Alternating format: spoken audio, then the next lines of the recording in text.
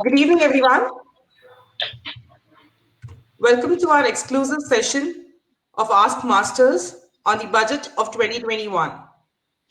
This session is pretty important. I would consider it to be as an important session because in today's session, we are going to decode what the FM's briefcase had in the budget of 2021.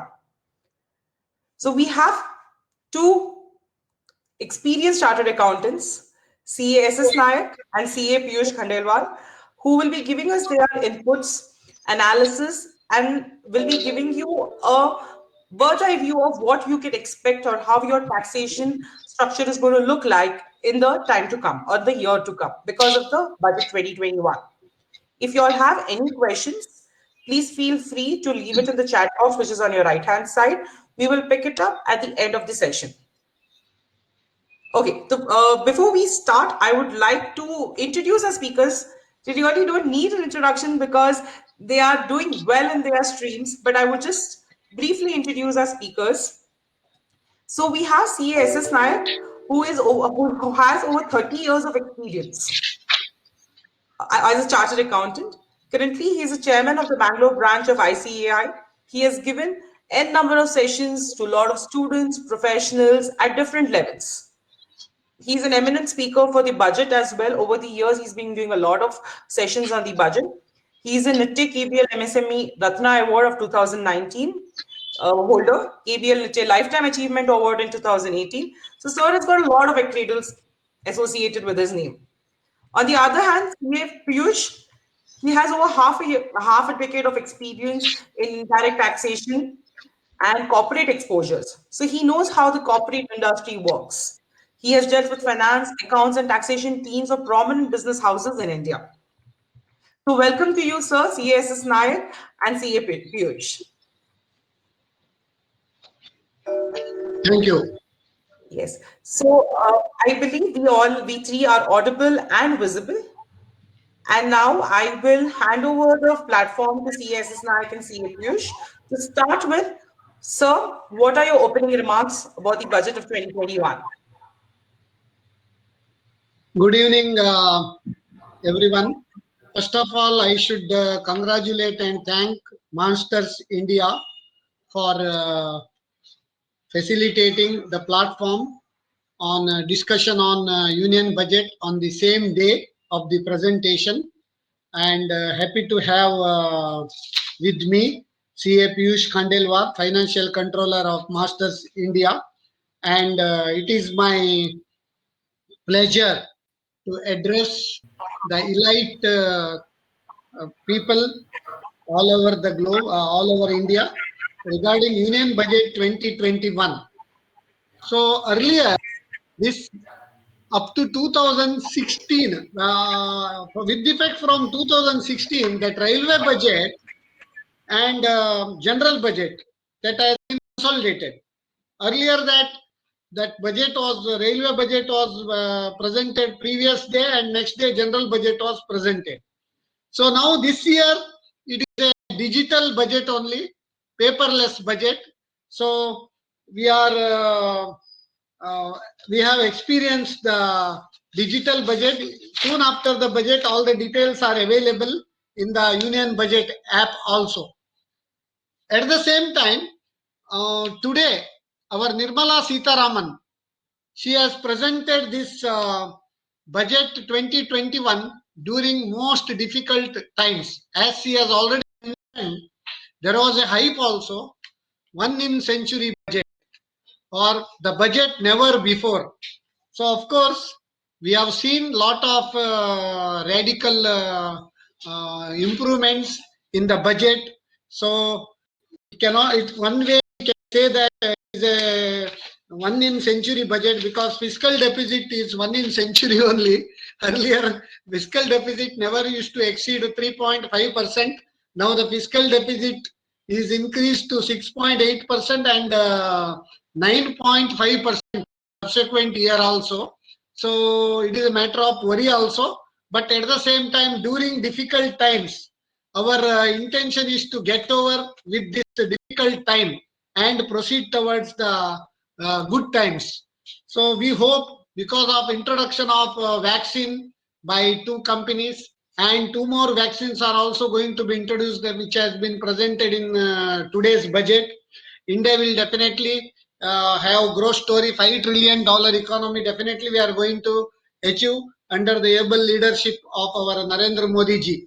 So with this introductory remarks, I would like to request Sri Piyush Khandelwal to give his opening remarks. So thank you, sir, for actually giving me this opportunity. But as it said, right, like this budget was supposed to be the budget which has not been there for 10 years, right? I don't know how to exactly comment on it, but according to me, it's a budget more focusing on healthcare sector and education sector, which was a need of an hour. More or less, the provision in terms of indirect taxes and direct taxes, not much of relaxations have been given apart from certain duties that have been removed. So I just want to ask you, right? Since some like it was said before the budget that Pant and Pujara would be in action for tomorrow's budget. Do you think the same? Like, do you think this budget is going to be really that much impactful in terms of financial economy, right? What are your thoughts on it?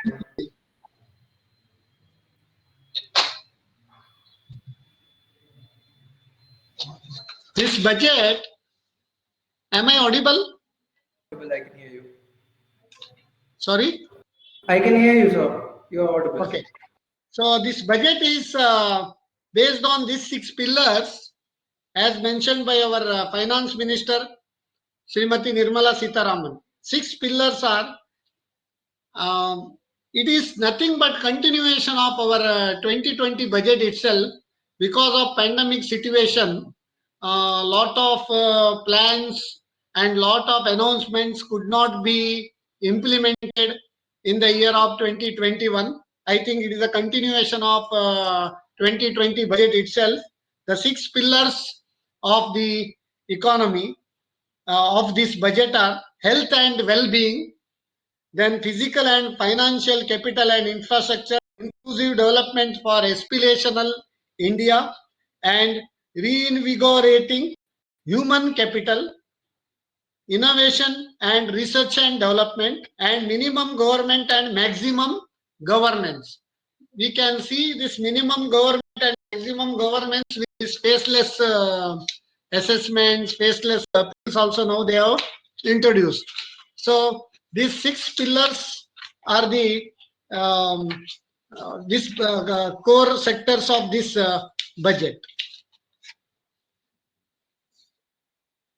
Minimizing the resources. In fact, I would say they are increasing transparency by this faceless assessment, and India is truly moving to a digital India. I would say somehow impacting CAs also because of that. But yes, I mean it's a good start to actually go in that direction of digital India, and I guess government is really focusing on that. Things are going that way. What are your thoughts, sir?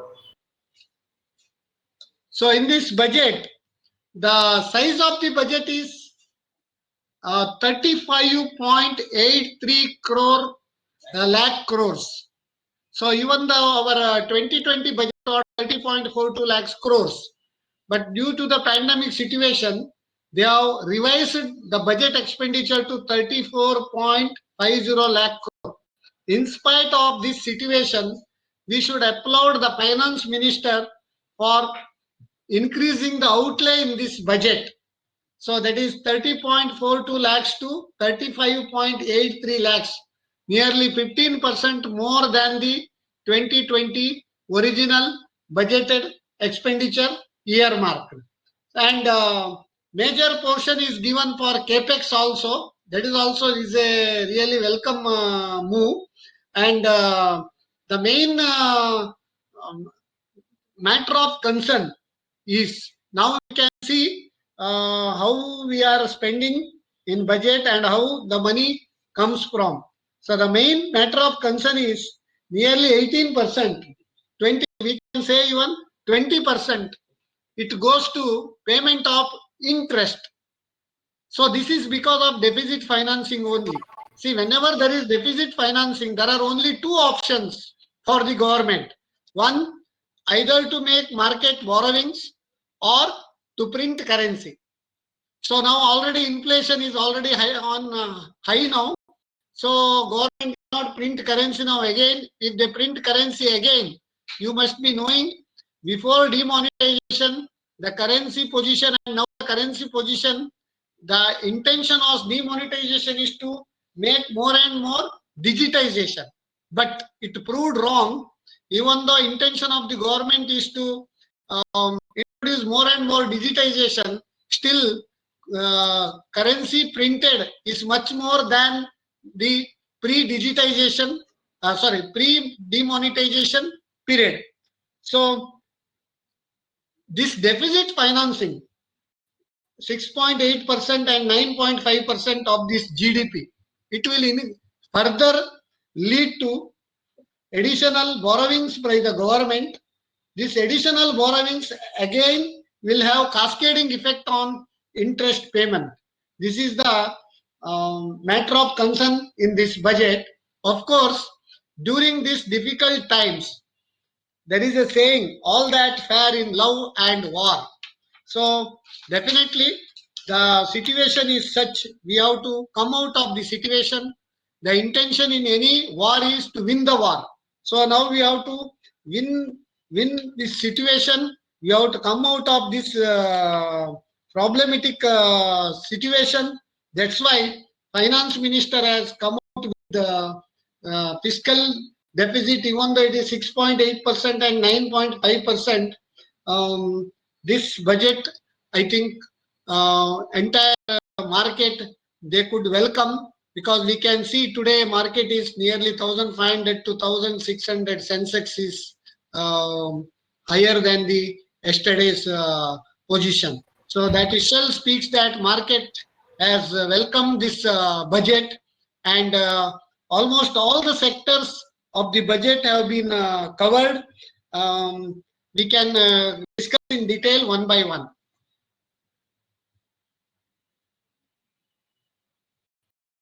Mr. Piyush.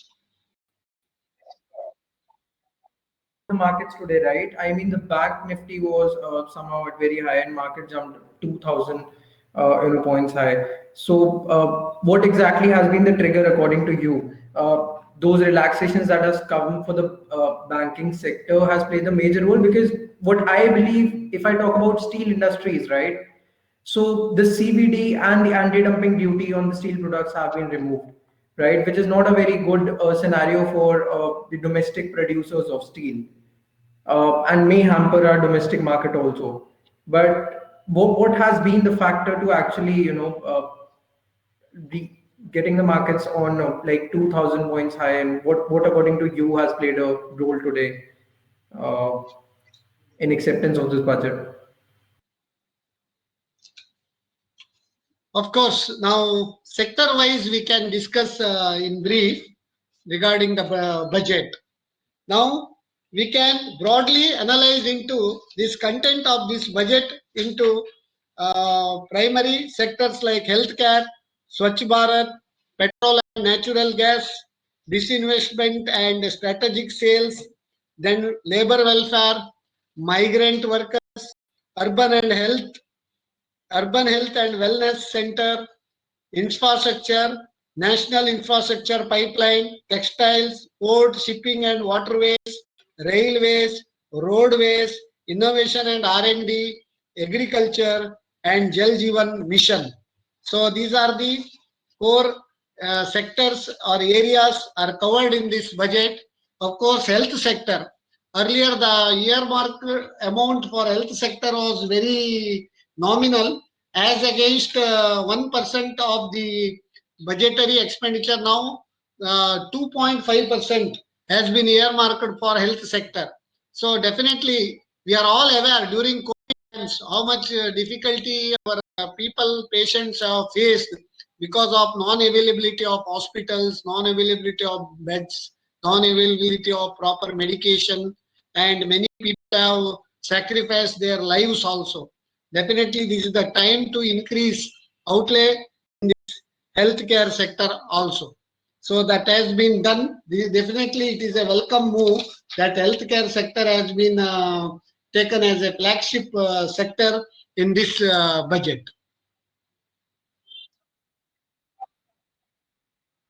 Boom today. What has been the reform in the budget which actually have certainly triggered those factors for banking to boom?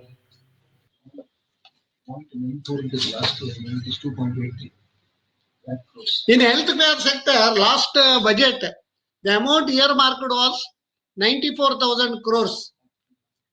As against now it is 2.83 lakh crores has been earmarked for the healthcare sector also. That is really a welcome change. So we should appreciate for the same. Then Swachh Bharat also. Previous slide, please. Previous slide. Swachh Bharat.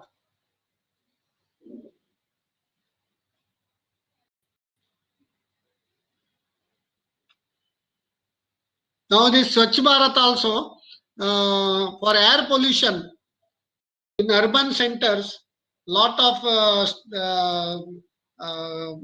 measures have been taken because this air pollution is one of the major concern, especially in people in Delhi and all. It is a matter and mega cities. Delhi, even in Bangalore also it is like this. In Mumbai also like this. In all the major cities, so air pollution is a major problem. So 2,217 crore for 42 urban centers with the million plus population is provided in this. So then vehicle scrapping policy. Now commercial vehicles up to 15 years old and non-commercial vehicles, that is passenger vehicles and cars up to 20 years old. So when they cross 15 years and 20 years, the scrappage policy they have introduced. I think because of this scrappage policy, there is a boom in the automobile sector also, and this pollution also we can reduce because of introduction of electric cars. Also, the pollution will still go down. That is really a welcome move in this budget. Right.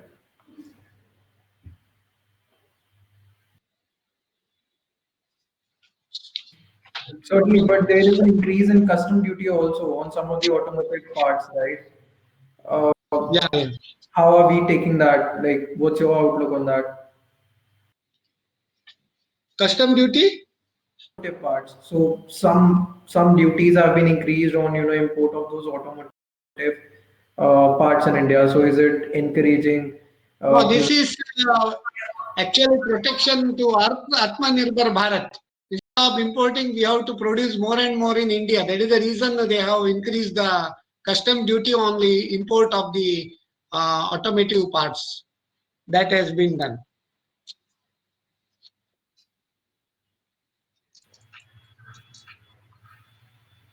Next, petroleum and natural gas. So you are already aware. See, Ujjwala Yojana scheme, 8 crores households have been covered under this scheme. In this budget, 1 crore more beneficiaries will be covered in next 3 years, and gas pipeline project to be taken up in Union Territory of Jammu and Kashmir also.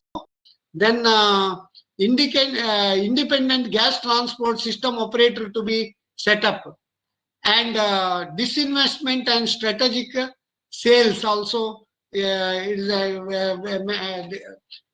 has also been introduced.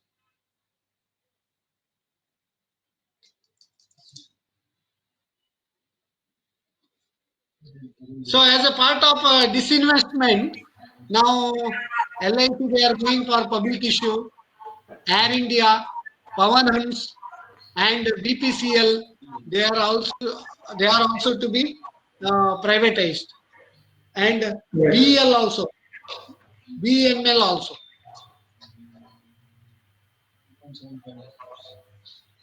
So I think 1.75 lakhs crores will be generated out of this disinvestment that will be available for budgetary receipts. In fact, I believe boost have been given to insurance sector also, where 75% of FDI is now authorized, right? To so encouraging FDIs in India and the foreign promoters to actually run company in India is also a case for insurance sector, apart from the natural and petroleum gas we are talking about. Actually, life insurance, it is a less than 10% is the penetration in India. And health insurance, even after the introduction of this Ayushman Bharat also, Right. not more than 20 to 22% people are covered. So, in order to encourage this insurance sector, FDI has been increased from 49% to 75% in insurance sector. Correct. So again, I will land up to another. Sorry. So if you can hear me, I'll land up to another question. Yeah, So every scheme that we have talking about till now, government is encouraging Atmanirbhar Bharat, right? yes, But when I come to steel sector, why there yeah. has been a discrepancy in steel sector? Why that CVD and EDD, the anti-dumping duty and the countervailing duty that is imposed when you actually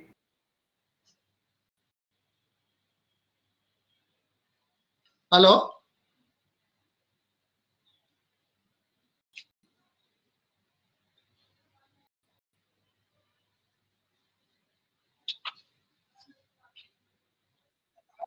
the steel sector. So, what are your views on the steel sector? Now, steel sector, now import of steel, they have put some customs duty that when import of steel, when they have put some custom duty, definitely our sector will more flourish. But in that, there is some scrap. If they import scrap, there is some concession in the custom duty, even nil custom duty they are going to put. So that scrap can be converted into um, value added products in India, and by that there will be some more activity in India. Okay, so when you're talking about scrap, I think there is a reduction in the rate of customs duty for scrap. Yes, Can you throw some more light about that, sir? yes.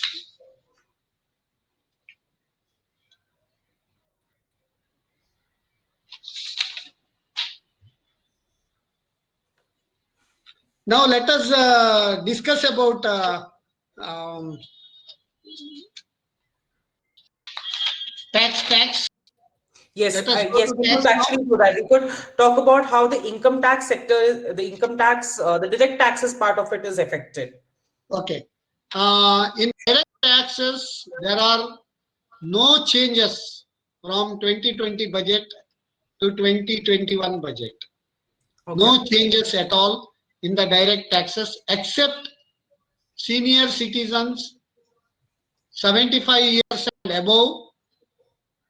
They, if they have only pension and interest income, they need not have to file the income tax return. That is what Okay. the peanut benefit. That is not going to get much benefit for anybody.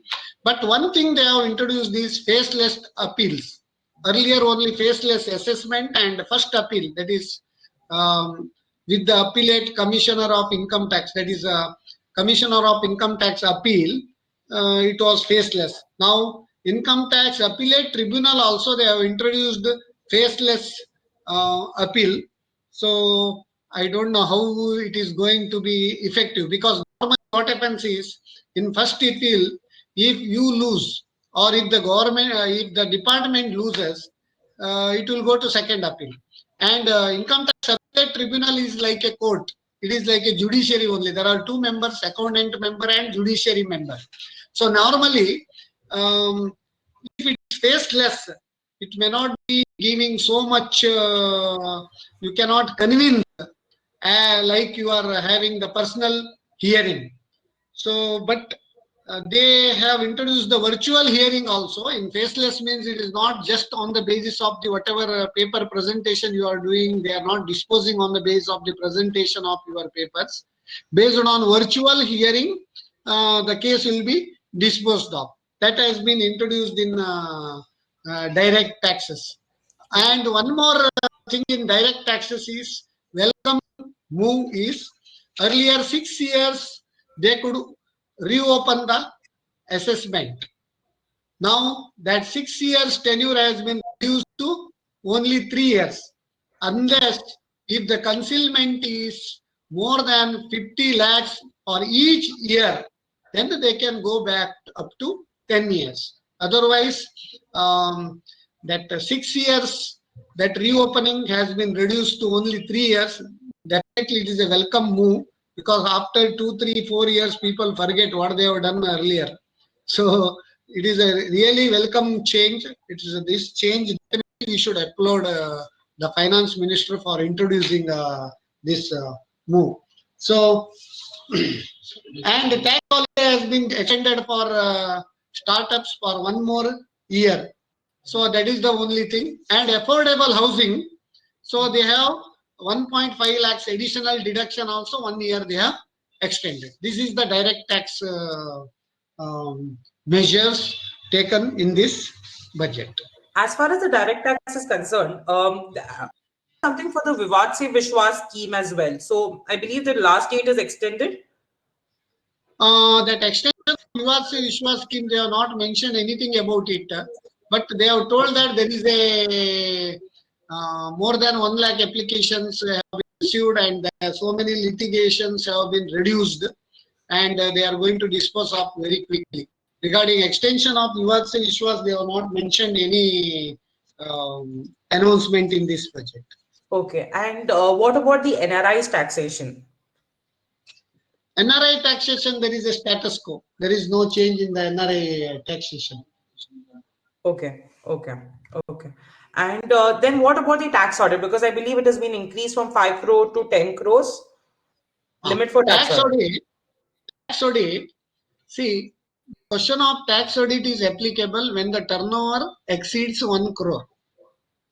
So in the last budget, what they have done is, if the turnover is up to 5 crore and 95% of the total turnover is from digital mode, then you can declare 6% of the turnover or 95%, and remaining that is cash portion 8%, and you can simplified scheme under section 44 AD, you can declare and you can get away. But the same has been increased in this budget. Instead of 5 crores, they have increased to 10 crores. But the issue is 95% or more, it should be by digital mode.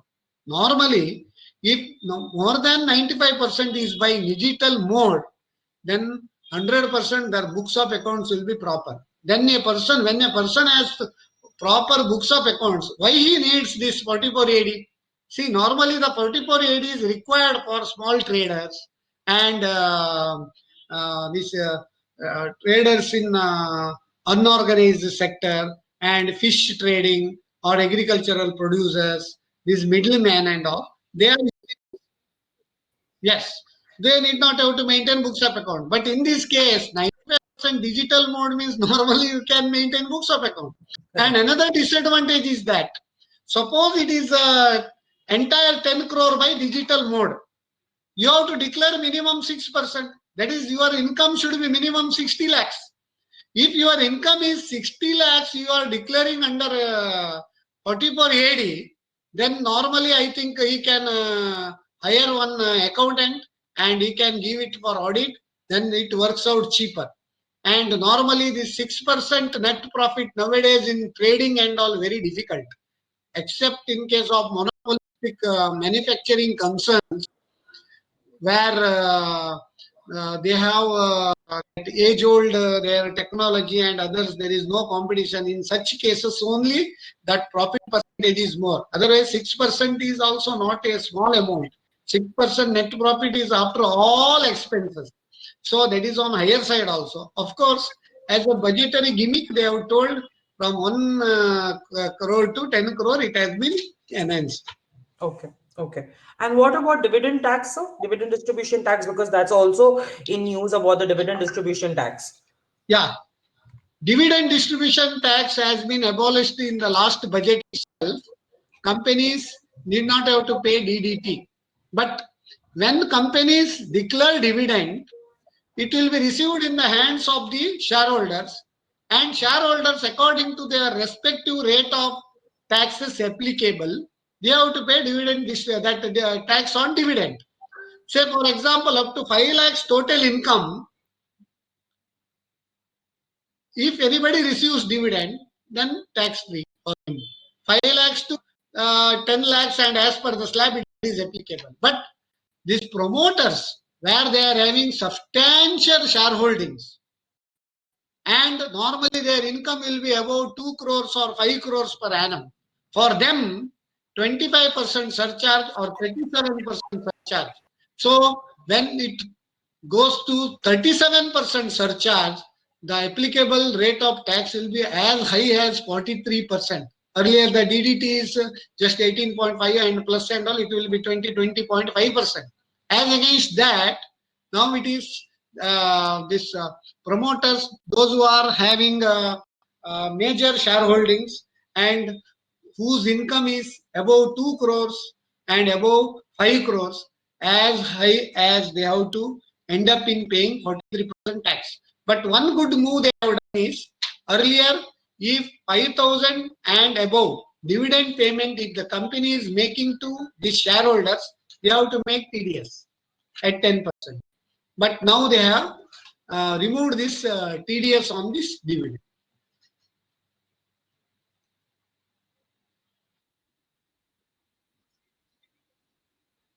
We talk about companies. Though I believe the budget has announced some changes in the Companies Act as well. Yeah. Yeah. So can you give us a short summary of it, sir? Companies Act, they have told certain changes they are going to do, but I have not gone through in detail. That one person company also, they have made some changes, and I think If you have in any case of inputs on that, small company definition, they have changed. That small company definition, that paid up capital, in case of small companies, they have revised that. Paid up capital in case of small companies, they have revised from 50 lakhs to 2 crore, that is paid up capital, and turnover also they have revised, that is from 2 crore to 20 crores. okay. That has been done in the. It's a pretty welcome move. So Piyush, do you have anything to add for this? Yeah, of course. I mean, there are section-wise amendment in GST, right? And the prominent section that We'll come to impact. the indirect tax part in a bit. So right now, if you can tell us something about the OPC, that's one person company. What are your views about the OPC part of it? Boosting of OPC is actually boosting more startups, right, to actually come into India and work in India, or actually relaxing some sort of compliances that these startups were actually being triggered, or being having that sort of burden to actually comply all those sort of compliances. So the government is actually promoting them, and looking forward to you focus on your idea. We'll take care of the compliance and the rest. So OPC will give a boost to many individuals, right, who are looking for going ahead with their startup, registering their startups as a company, and things should help India, right? Yeah. To add to that, I believe the budget has reduced the restrictions on an OPC, that they can they don't have the restrictions on the capital amount of it, and I think they have also reduced the eligibility to be a resident. So basically, initially Right. they had this It's 180 to from, I guess, 183 days limit. Now from it's reduced reduced from 180 days to 180 days to 120 days, I believe. 120 days. Right. And OPC has also got a levy to shift to any other format as well. Yes. Okay. So, sir, do you now, sir? If we now let's talk about. Is there anything more you want to add about this, sir, or we can proceed to the GST part of it? GST we can proceed, no problem. Okay, great. So, Piyush, sir, I mean, what according to you has changed because of the budget in the indirect tax regime? Change could be actually amendment of Section 44 of the CGST Act, right? Where they are actually removing the GST audit part and actually asking corporates people to self-certify their annual returns and file it, right? Somehow reducing the dependence on certifications and stuff. Even in the past, like past 3 4 months have been tremendous for GST. Lot of automations have come in, like auto population of your 3B, everything, right? Along with that, the major problem that was faced by the companies are when their vendors actually used to not punch in the invoices that they are taking. But and certainly previously the rule was, if it's not appearing in your 2A, you can't take a credit of it, right, on any basis. However, certain amendments have been made to Section 16 of the CGST Act in terms of that too. So government is certainly relaxing all these compliances, making it more, business oriented, rather than actually, go to a CA, have some sort of certifications, and then, you can do some business. Government is actually promoting business by automating whatever stuff they could, right? Maybe filing of GST, or, auto populating your data to actually, you just click a button and returns are filed, right? Everything is somehow interconnected, be it e-invoicing, e-way bill, or GST to your ITRs, right? So as I said, right, we are moving digital and we are going digital, and things are looking that way. Certainly, the So, question here from is, what you're saying, I understand that on the GST front, one is the GST audit part of it, But which one thing I would like to mention, in GST hmm, audit, what happens now? Presently, the GST audit is in excess of turnover 5 crores.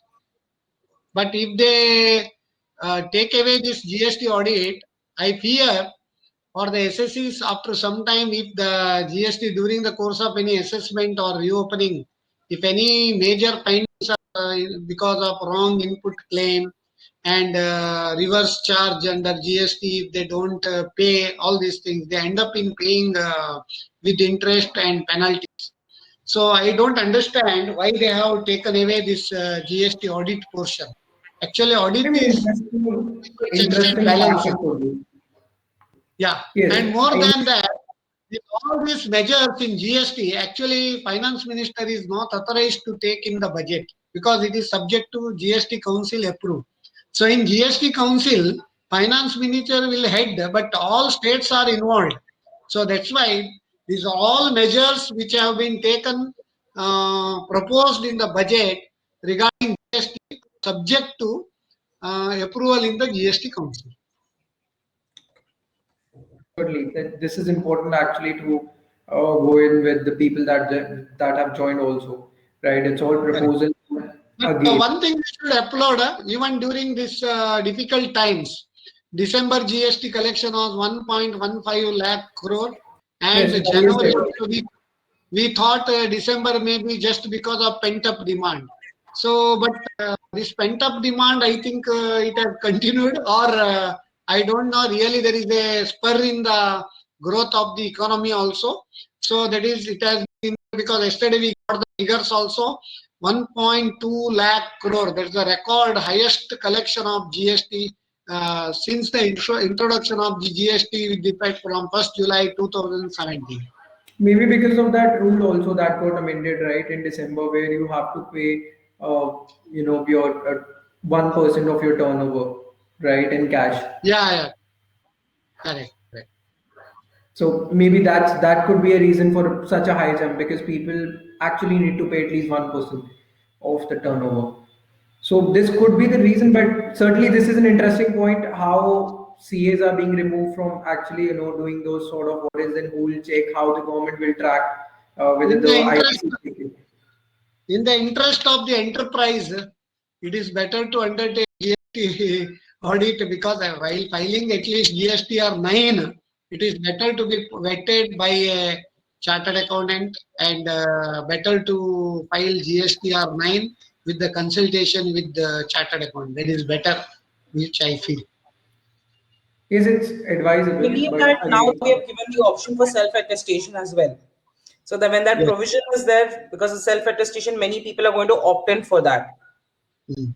I think thinking for the long way, we should actually consider what sir is telling. That's always better to get an expert advice there. Yes, sir, Okay. correct. There is one more thing which I realize that we have not covered. What that's about the wages or the what do I call it? The labor welfare or the migrant workers and laborers. So, sir, Mm. what do you think is the benefit given to them, sir? That is one nation, one ration. So they have covered now all the states and union territories under this scheme. That is definitely very good welcome move, because you might Hmm. have seen during this COVID times, Hmm. many migrant workers were stranded. They could not travel. Then they could not get ration also, because they don't belong to this place. But now, because of introduction of one nation, one ration, anywhere they can take ration. So that is excellent move they have introduced. And this minimum wages also, huh? And minimum wages also they have taken some changes, and ESIC facility to all the workers also they have extended. I think when we And talk about yeah. Hmm. urban Yes, sir. level housing for migrant workers also they have given some under this infrastructure also. Urban rental housing scheme also there for migrant workers. Uh, Under that scheme, lot of tax benefits have been extended to the person who is implementing the project. Okay. So when you're telling about the one nation, one ration thing, I believe now it's not only about getting ration anywhere in the country, but I think there was something about the family can also utilize that ration, and that the migrant worker or the person also can utilize. There's some proportionate benefit which is given. Anywhere, see, once you take, it's like anywhere banking. Anywhere banking is your money in your passbook. Anywhere you can, like that, anywhere in India, wherever you are, it is like for Sir, ration, your voice is breaking, passbook. sir. You can take ration from anywhere. Okay. So we cannot see you, sir. Are we Hello, connected? Yeah, we cannot see you, sir. Are we connected? hello. So I can hear you, but I cannot see you. Okay, now you can see me. Not yet.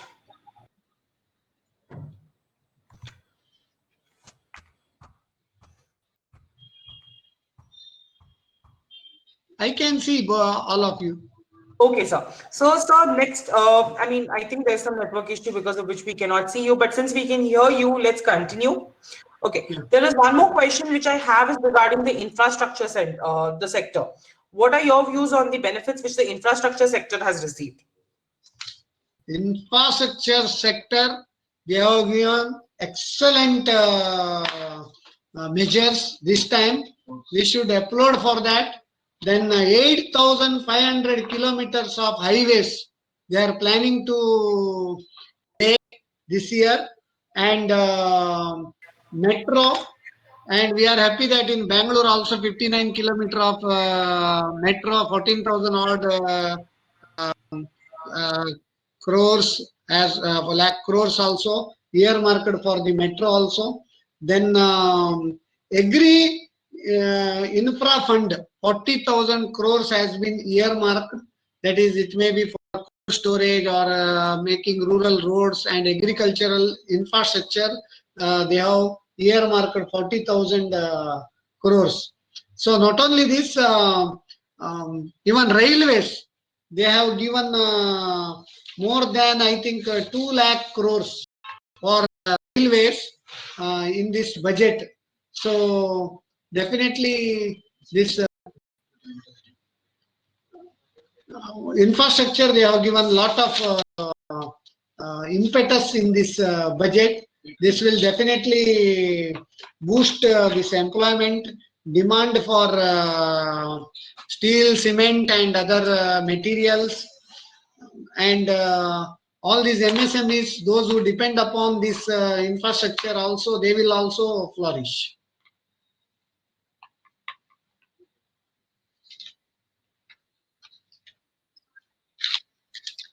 covered most of the points, sir, or would you like to add something more to the budget announcements? In that banking sector, a lot of reforms have been taken. So Okay. in that, that is Asset Reconstruction Company, ARC and AMC, Asset Management Company. They are planning to introduce. Under that, banking reforms, a lot of NPS can be bought by these banks. They have not mentioned that name as a bad bank, but it is, I think, in some sort of bad bank only, because the name may not sound better. That's why they have not used the name of bad banks. So this is a matter of concern that even RBI has also projected that in banking sector the NPS will rise to 12 to 13% in the next year. So definitely this introduction of a SS research company, ARC or AMC, will definitely reduce this NPS. Then recapitalization in case of public sector bank to the extent of 20,000 crores. Then privatization of two major banks and one insurance company also they have proposed in this budget. So other than that, in banking sector, um, any other reforms we have used? Banking sector. So I guess this answer my query also. You know Now, why? one more is there.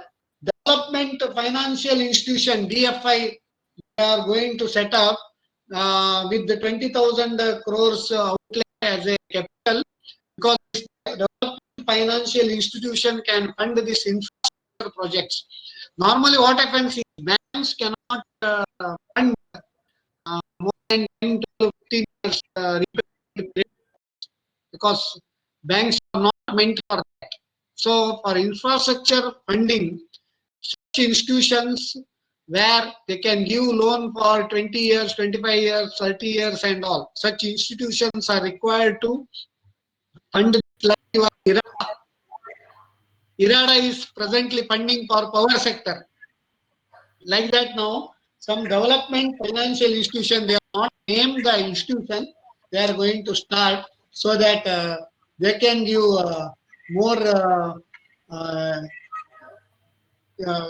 funding for infrastructure projects. I guess this is the highest ever budget ever allocated to infrastructure. Then Even Nirmala Sitharaman was startup also they mentioning. have introduced a lot of benefits. Under startup also that normally in startup what happens, their seed capital is a issue. So Right. seed capital is there, then even their margin instead of 25%, 15% if they bring it, remaining can be funded.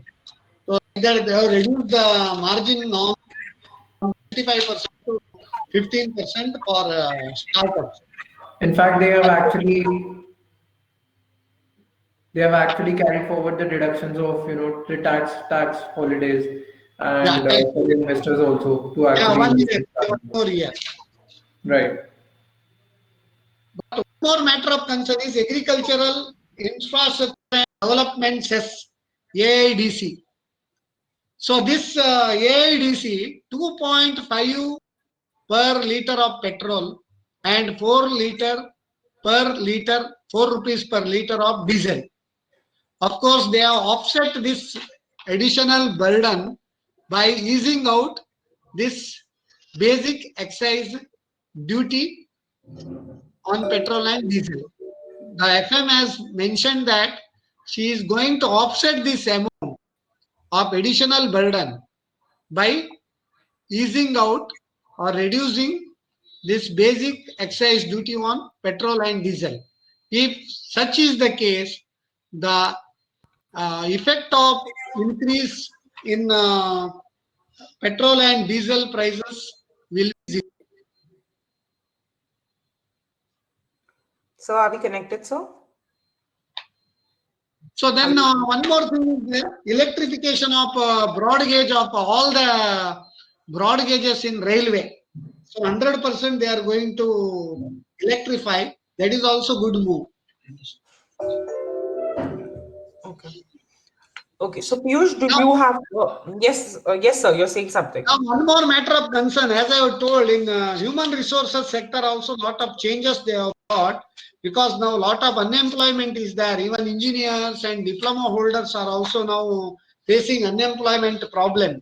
For them, apprenticeship also has been introduced, so they will pay the stipend during this apprenticeship and make them employable so that their skill set can be improved. Interesting. And in Okay. education sector also, as a part of introducing new education policy also, a lot of changes have been introduced. More than 15,000 schools, they are going to modernize all over India. And lot of these Chinese schools with the NGOs, they are going to operate. Um, and ports and shipping and waterways also, a lot of reforms also they have brought in. So it will add, in simple words, I can say this is the budget where um, trust has been given for infrastructure, all round infrastructure, may it be railways or it may be roadways, may it be Healthcare. metros or I believe airways all or this, aircrafts except also there is some kind of benefit. except that There the is aviation sector, no benefit has been given except that leasing of aircraft from foreign country. If you do, then there is no TDS has to be is to be made. That is the only one.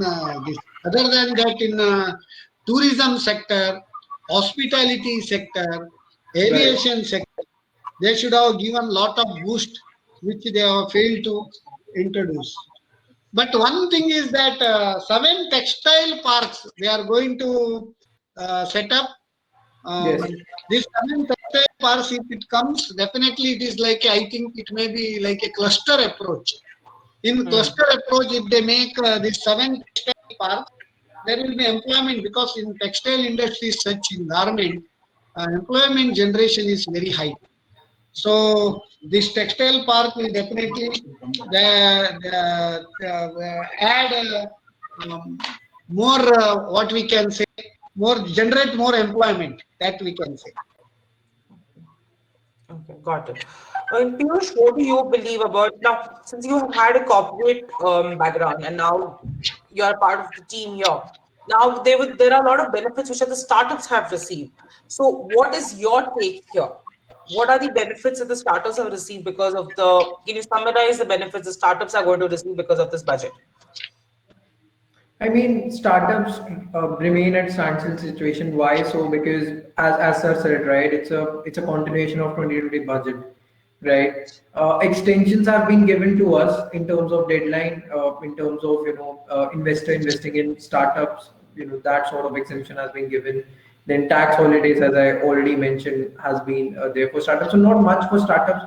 What we can actually, as everybody is talking about, healthcare and infrastructure are the major point of view that they have taken into consideration. Though I'm still worried about few industries, and I'm still not able to get the answer for it. So the steel industry, as I was talking about, right? I mean, they have already imposed of these levies that they were doing. So how it's contradicting our Atmanirbhar concept. Really not sure about it, but yes, I mean, if I have to conclude in terms of startups, we are somehow standing static, and maybe since more of the foreign companies are coming to India, right? For example, right now the biggest news is Tesla is coming to India, right? And certainly people are actually willing to come to India, maybe in terms of as we mentioned in insurance sector and everything, right? I mean, as many people and as many corporates will enter into India, the work in terms of technology for startups, because startups are mostly around technology and easing up things, right? I mean, certainly will improve our business also, is what I think. So, do you have anything to add here for this, sir? Regarding The startups about how the startups are benefiting because of the budget. startups, they are already, see, under the Niti Aayog, they have already set up Atal incubation centers in 59 places all over India. all these 59 subtle incubation centers, they are hand-holding, incubating and hand-holding these startups. So definitely this number of, as they have mentioned, they have not announced in this budget, but once this model becomes successful, they are going to add many more centers all across India, so that many more startups will come, more employment generation will be there. But the main problem of the startups is, see, the success ratio of startups is very less. So when startup success ratio is very less, that funding people, they may think twice, especially banking. Banking sector is now having aversion for the startups to fund. Especially these new generation banks and private banks, definitely they are reluctant because they don't want to take that initial success risk for 3 years. Once these nationalized banks and others they fund, once they flourish, after 3 years, they see the 3 years balance sheet and they take over that accounts. So normally that is the issue. Now startups also they should give some target in banks to fund. So like Stand Up India scheme target and Mudra target. Like that, this startups also they should give some target to the banks to fund. And this CSR funds also should be allowed to um, fund for startups. Then definitely there will be more impetus can be given for startups. This is a very important point, Sadamini. So, startups only get usually their fundings from, the venture capitalist firms or some HNIs, right, present in India. Not banks are actually willing to, go in funding in the startups and everything, right? But if it can be made as a part of CSR or maybe, certain sort of assurity is given by the government that you fund them, right? And we are somehow standing behind you. Could be a good Backup way assurance that we are backing them up. Right. I mean, the startup ratio, the success ratio for the startup will also increase, I believe, if these sort of reforms can be taken out. I agree. Okay, so we have been talking, we will continue, but I would tell the audience in the meantime, if you all have questions, we will start taking up questions because we have a hard stop at 6:10. So we would start taking up questions now. So please, in case you have questions, add it into the comment box, which is on the right hand side. Okay, so if you all want to add any more points in the meantime, please go ahead. This will wait for questions which the audience would shoot at us. No questions. We can Okay. take up questions. Okay, great, sir.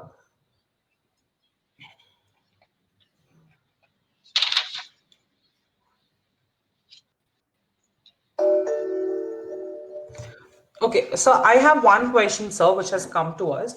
This is regarding the compliance on the income tax return side. So basically, Yeah, if you go to see as an individual, now we had the old scheme and the new scheme, which was announced in the previous budget. yeah. Now, is there any question one? Is there any change in the calculation of tax compared to the previous year? There is no change at all. As I already No. told, as regards direct taxes, tax rates, filing of the returns, all there is a status quo. Whatever previous budget is there, that dual type of taxation is there. One is simplified scheme without availing any deduction, another way availing deductions. That scheme they are going to continue. There is no change in whatsoever in the tax rates also, and except 75 years and above senior citizens, if they are only pension income and interest income, they need not have to file their IT returns. Other than that, there are no changes at all. Whatever last year you used to uh, compute for computation you used to take, the same things will hold good current year. Okay, great. So now, sir, in that case, I think Masters India has created a tax calculator for the year already. I have posted it in the chat box. Our audience can have a view at it and see how your tax calculations will look for the next financial year. If you Yeah. have any queries, feel free to reach out immediately, or you can write back to me. I will get in touch with you to decode how it works, the calculation for the old scheme and the new scheme. Okay, picking up the next question from Ms. Helen. Can we expect any reduction in the raw material prices for industries who are based in plastics and textiles?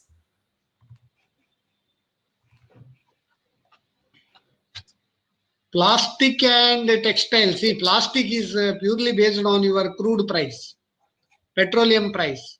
If the international crude price increases, then plastic raw material prices cannot come down. If the crude price comes down, definitely this raw material on these plastics can come down. Otherwise, it will not come down Right. regarding these plastics. So one more And thing you what asked about me, what about the textile prices? So the question is textile. still. Textile, definitely this cotton, what they have done earlier is cotton they used to import. On that import of cotton, they have put now import duty. So that cotton prices here, I think they are going to rise actually. It will not come down. Right. I mean, certainly the custom duty have increased. I pretty much. Yeah, custom duty increase to Yeah. protect cotton farmers. Another question is any change in GST rate, especially in case of insurance? No, not till now. Right. GST Only the is outside the purview of the budget. It is decided by GST Council. right. So the So question whatever, is I believe whatever is proposed in the budget has to be seconded in the GST Council. Please correct me if I'm wrong. Not So, seconded. okay. Actually, finance minister has got no say in the Lok Sabha. It is 100% purely the business of GST Council. Okay. No proposing and seconding. Like we can also propose. Okay. Okay. So I think we'll have to wait for the GST Council's decision to know if there is any change in GST for the insurance sector, Mr. Ganesh. Correct. Okay. Because this insurance sector, now they are charging on even health insurance and major products of life insurance at 18% GST. One side they say that insurance penetration is very low, more and more insurance coverage should be done. Another side they are increasing FDI limit from 49% to 75%.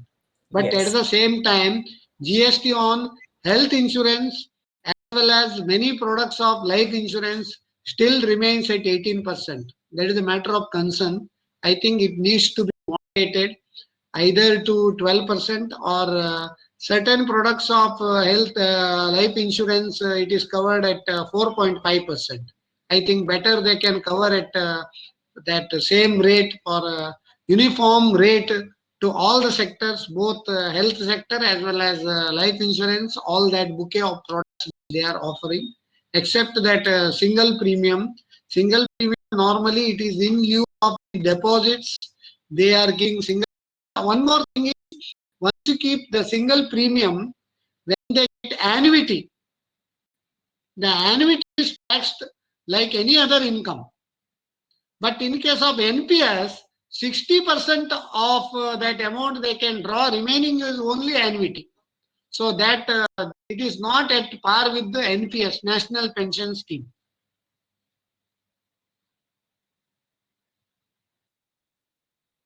Question is answered. The next question is: are there any changes in the TDS part of it? Are there any No, changes in TDS rates? no. The work of TDS is very tedious, they say.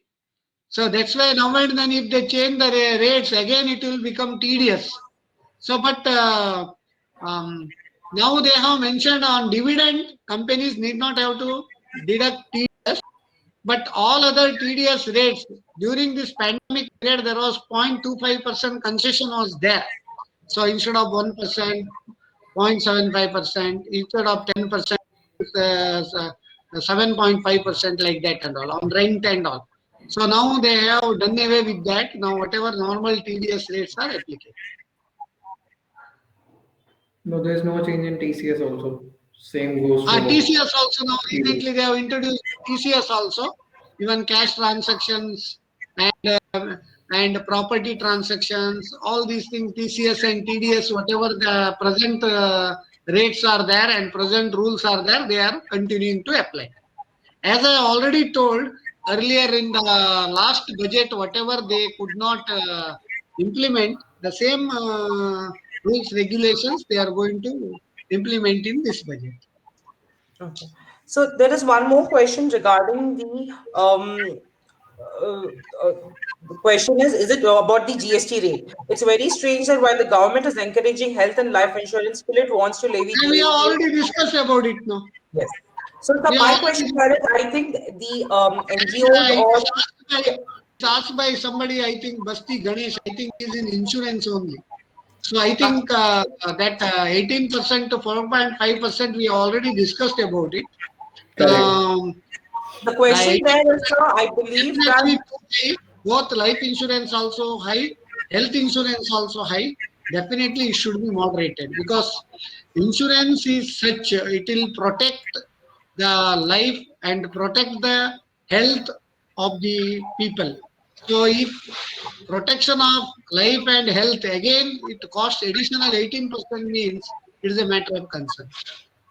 Okay. So, but then there is something about charitable institutions starting hospitals. Is that deduction available or exemption available, No, sir? charitable institutions, one more change is there. Earlier, Hmm. 1 crore blanket exemption for schools and colleges, if the turnover is up to 1 crore, Hmm. they need not have to, that blanket exemption was there Hmm. Hmm. Hmm. under section 10. Now, the same has been increased to that instead of 1 crore up to 5 crore turnover, that cap has been increased. That is a But all other charitable institutions, those who have already taken 12A and 80G, here it was permanent, but again they told it is nothing is permanent. After 31st March, again they should apply for renewal. If they get renewal, then they are exempted. Otherwise, they have to pay tax. One more question is there. Senior citizens having income over 10 lakhs, being pension, interest, and dividend also need not file the return. No. One thing is very simple. Normally the question is like this: who has to file the income tax return? It is a basic question now. See, if the total income is 2.5 lakhs and above, even if though it is less than 5 lakhs, in case of senior citizens, 3 lakhs and above, even if it is the income is less than 5 lakhs, they have to file their returns. But in this budget, they have made it clear that 75 years and above, if you have pension and only interest income, if it is less than 5 lakhs, if you don't have taxable income, then you need not have to file. If you are having taxable income, definitely you should file. If you don't file, it will be evasion of tax. So if in case of evasion of tax, up to 300%, they can levy penalty. 3 times of the tax evaded, they can levy penalty for concealment. So senior citizens, if they have taxable income, then they have to file the return irrespective of the nature of income they have. I believe we are done with the questions also, sir. I I cannot. think there's one more, Piyush. Okay. Does the budget indicate a predict of growth in the manufacturing industry? What are your views, sir? Sorry, manufacturing industry, that PLI scheme has been introduced. No, that production linked insurance scheme. Now they have extended up to 13 sectors. In November 8 cabinet meeting also they have announced. Now I think 13 sectors, manufacturing sectors on the incremental turnover, they are getting production linked incentive. It is a very good move. So definitely after China, we are going to be the manufacturing hub in India, provided the infrastructure and coordination between the central and state. All these things is good. If they work in tandem, then definitely our manufacturing sector is going to grow. Okay. Okay, we have two more questions. We'll take that and then we'll wind up for the day, sir. Okay, the two questions are for any changes in the agricultural income taxation. No, agricultural income as per the Constitution of India itself, agricultural income is completely exempted from income tax. But if a person has, along with the agricultural income, other taxable income, then other taxable income will be clubbed with this agricultural income for rate purposes or taxing that other income. So agricultural income stand alone is not taxable as per the Constitution of India. So we have seen Right. now farmers, they are coming in Mercedes Benz, Audi and big car also. They need not have to pay even rupee income tax if they have only agricultural income. Along with the agricultural income, if they have any other taxable income, that taxable income will be charged at higher rate by clubbing this agricultural income. Okay, got it. I hope that question is answered, Ms. Helen. Is there any deduction, is there ATC But, deduction increase? but one thing I want to say, agricultural income definition means major conditions. Any income derived in India which is from agriculture. That means if you are doing direct agriculture, then only you are entitled. For example, now indirect agriculture, banking purposes, bank loans, fisheries considered as agriculture allied sector. Fisheries sector, you have to pay tax. Then poultry farming, dairy farming, all these allied sectors are there now. Just for the purpose of banking or finance, they are classified as agricultural allied sector, but they are not agriculture. It should be derived from land, which is used for the purpose of cultivation. Then only you are getting agriculture income. Then one more question is there, ATC deduction increased if any? No. For the last many years, it is a very constant 1.5 lakhs on ATC. That all bouquet of all the products, that is insurance is also there, PF is also there, PPF is also there, stamp duty and registration charges for purchase of a house property or flat also there. All these together it is coming 1.5 lakhs. That too, installment of housing loan, principal amount, also it is included. All those things together, 1.5 lakhs only. I think this budget, their intention is to encourage more spending rather than more saving. That may be the reason they have not increased any trust has been not been given for any savings. It is So I only have a spending. question here. So when you say about the savings deductions, Yes. the home loan thing is extended till March 31st, 2022. No, that home loan means affordable housing. Other deductions are same. Affordable housing, they have extended. Actually, it was there up to 31/3/21. It has been extended by one more year. They will get, in addition to that 2 lakhs interest, additional 1.5 lakhs interest deduction they are going to get. Okay. Affordable housing. That is not under ATC. That is income from house property. If it is self-occupied or if it is let out, negative income up to 2 lakhs. But here 1.5 lakhs additional deduction is allowed. Okay. Got it. All right. Okay. And last question we have is any changes in the electricity charges rates? Electricity? Charges rates. No. Electricity charges is state subject. It is not a central subject. Central is giving, making one plan, one nation, one grid. From that grid, the state can buy. It is a pool of power from all the sources, and central has got one grid. From that grid, state can buy any power, whatever they want. And it is a state subject to charge electricity charges. It is not a central subject. Okay. In state budget, we have to discuss this. Okay, great. So we have answered all the questions. Let's quickly wind up with the closing remarks. I will start with Piyush. Piyush, what are your closing remarks? Anything you want to just close the budget discussion with? No, so looking forward to actually, unroll this budget. Few things are still there, which is not, damn crystal clear in terms of either GST or any other thing as we discussed in the session, right?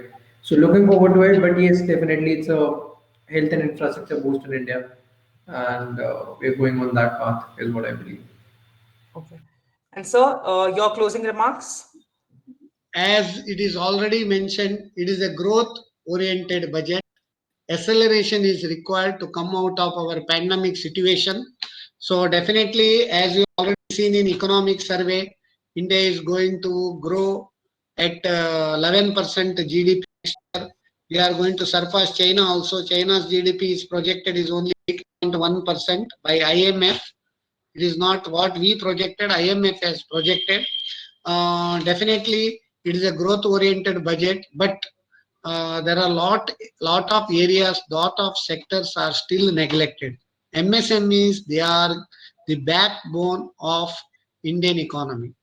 When you are giving so much trust, 16.5 lakh crore target for agricultural credit, so substantial amount will be earmarked for MSMEs also. And lot of MSMEs, because of this COVID situation, they are either they are NPA or they are stressed. Now, when this moratorium period is exhausted, now a lot of NPAs are also going to increase. Uh, it is my humble request to the finance ministry is that as one time measure, the entire year should be excluded for the purpose of this NPA classification. And even the CIBIL, the CIBIL is the main issue now. Many borrowers, they come 50 to 60% to 70% applications are getting rejected because of CIBIL score less than 700. So this now one time measure they have to take. If the CIBIL score before 31st March 2019, whatever CIBIL score, if it is good, based on that only they have to fund now. They should not consider the last year's performance as a yardstick to measure any of the future performances. So if they take it as a one-time measure in case of CIBIL classification, in times of NPA classification also, even the stressed MSME is also a lot of they have told that 15% of the and unsecured loan of the promoters they can fund, but many of the stressed MSMEs, sorry, many of the stressed MSMEs they are having negative capital. In such case, and due to this condition, they are unable to avail any benefits under this Atma Nirbhar Bharat. Even GECL also, that is guaranteed emergency credit limit, that is 20% the limit outstanding as on 29th February, provided it is not a SMA2 account. That means if loans past due more than 30 days, it is classified as SMA2 account. So many more than 75% of the MSME units are deprived of this GECL. They have to, government has to, this finance ministry has to relook into this. They should be immediately funded. Otherwise, the stressed assets will still go up, and it is a matter of concern. Then many people will be jobless again, and I think whatever trust has been given for agriculture, more same trust they should give to MSMEs, because MSMEs and agriculture are like two eyes of the same body and two faces of the same coin. Government has neglected MSME sector because MSME sector is not organized sector like agriculture. Farmers they are organized, but these MSME entrepreneurs are not organized. With this um, conclusion, I feel this budget, even though it has covered a lot, one in century budget they have told, but it has not hit century like Pant and that Pujara example they have given. No, that means first our chief economic advisor, Subramaniam, he has told first this 10-15 overs, ball is swinging like Rahul Dravid, you have to play. After that, then Pant and Pujara came and won that Australian match. Like the slog overs, you have to hit the sixers and fours. But here Nirmala Sitharaman has not hit any sixers and fours. Still, she is in that what we can say the ball swimming mood only. When she is going to hit fours and sixers, we don't know.